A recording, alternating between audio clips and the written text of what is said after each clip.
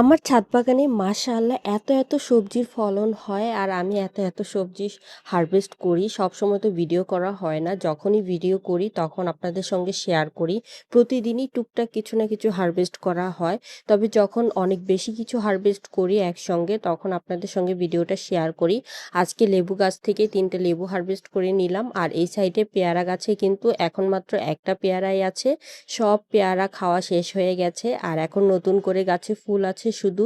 বড় কোনো পেয়ারা নেই, এই একটা বড় পেয়ারাই ছিল আর সেটাও আজকে হারভেস্ট করে নিলাম। প্রতিটা পেয়ারা গাছে মাশাআল্লাহ এত ফুল এসেছে, এত পেয়ারা নতুন করে হচ্ছে। ইনশাআল্লাহ সামনের সিজনে অনেক পেয়ারা হারভেস্ট করতে পারবো।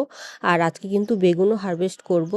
মাত্র ৪ ইঞ্চি মাটিতে আমি এই বেগুনের গাছগুলোকে লাগিয়েছি। মাশাআল্লাহ এত ফলন হবে আসলে আমি কল্পনাও করতে পারিনি।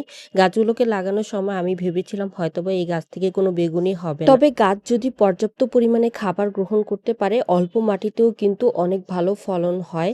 আজকে বেগুন গাছ থেকে অনেকগুলো বেগুন হারভেস্ট করে নিব। শেকড় প্রযুক্তিতে এই বেগুনের গাছগুলোকে আমি লাগিয়েছিলাম। মাশাআল্লাহ বেডের মধ্যে গাছগুলোকে লাগানোর ফলে কিন্তু বেগুনের ফলনটা অনেক বেশি হয়েছে, কারণ শেকড়টা অনেক দূর পর্যন্ত ছড়াতে পেরেছে আর গাছে খাবারও অনেক বেশি গ্রহণ করতে পেরেছে বলেই কিন্তু গাছে এত বেগুনের ফলন হয়ে যাচ্ছে। এই পর্যন্ত আমি গাছ থেকে অনেক বেগুন হারভেস্ট করেছি আর কিছু বেগুন নষ্টও হয়ে গেছে। প্রায় অনেক দিন যাবৎ বেগুনগুলো আমার হারভেস্ট করা হয় না। তো যেগুলো ফ্লোরে লেগেছিল ওই বেগুনগুলো নষ্ট হয়ে গেছে। ৩-৪টা বেগুন ফেলে দিলাম নষ্ট। তারপরও আলহামদুলিল্লাহ আজকে অনেকগুলো বেগুন হারভেস্ট করেছি ছাদ বাগান থেকে। এর আগেও কিন্তু আমি আপনাদের সঙ্গে বেগুন গাছের ভিডিও শেয়ার করেছিলাম, বেগুন হারভেস্ট করার ভিডিও। অনেক বেগুন আমি হারভেস্ট করেছি এই পর্যন্ত আলহামদুলিল্লাহ। আজকে অনেক কিছু একসঙ্গে হারভেস্ট করলাম।